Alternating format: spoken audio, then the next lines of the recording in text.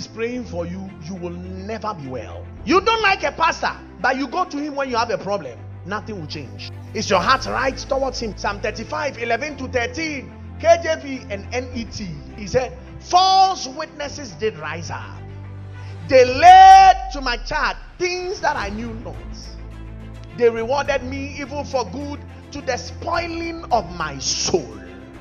But as for me, when they were sick, my clothing was sackcloth. I humbled my soul with fasting, and my prayer returned into my own bosom. It is not every prayer that God answers. There are times you realize you are a man of God, you are praying for people, but nothing is working.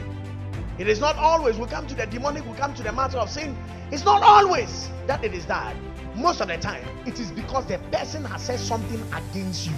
That's how come it's very funny in CCI when people gather to speak against a man of God, and when they have issues, they run to the same man of God. You are wasting your time. Nothing will change. Have you spoken against a man of God and you have come to him for prayer? First thing, when you are a man of God, I have a confession. 2 years ago, I spoke against your ministry. I never believed that you were from God. I thought it was the devil that sent you instead of God. I hated you to the core. Before you lay hands on me, I don't want to leave you unheeded. I want to make my confession to you. But now, I have changed my mind. I believe you are the one with my healing. Please pray for me. That is when it will work. That is the reason why you cannot talk privately against a man of God and expect on Sunday morning when he says you are blessed, then you carry the blessings away. You are a liar. They repay me evil for the good I have done. This is the reason why it is a dangerous thing for you to do anything to break the heart of your pastor. That is the moment you place a ceiling on his prayers for you. Unless you think that you have come into a place where you can pray for yourself always. But remember that in the book of James, you can find yourself in a situation where your prayers will not bring about the answer. He said, is any sick? He said, let him pray. But you can pray and nothing will happen. Is any sick? Let him pray. But then there is a situation where he now says, beyond your prayers, call for the elders. That is the reason why when you are in a church and people are saying things about your elders and your deacons, say, hey, me hey, me cheme ho, and say, I'm kofa asem dia breme. I'm by me pema huto. Mama me tieti nkofo asem, me nya nkofo waka. The elders are doing this, the deacons are doing this. Hey, Sisi, you don't know the pastor. Our prayers for you will never work. Especially when the thing that the people are saying, you have not proven it. You are only breaking the heart of the leadership. I told myself very early when I was growing up, I will not break the heart of my pastor.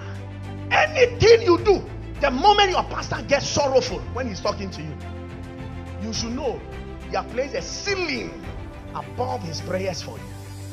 You are funny. You don't know God. You have not been in this thing called Christianity and church for too long. Your prayers alone will not move all mountains.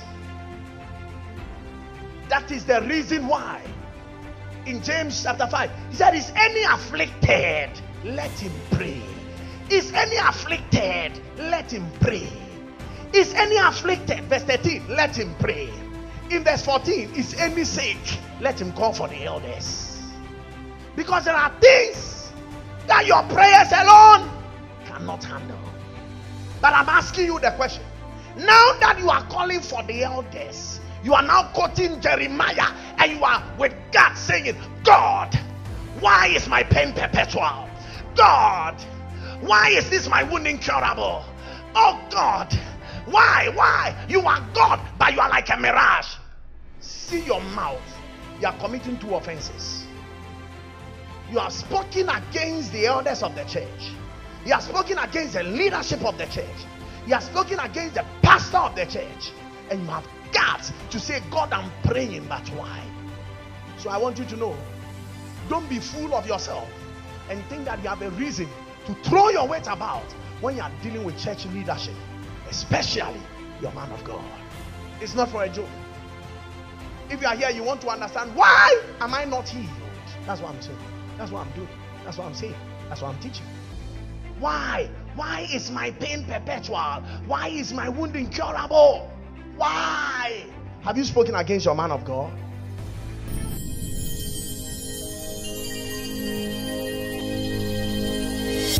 Pastor Obed, always a blessing.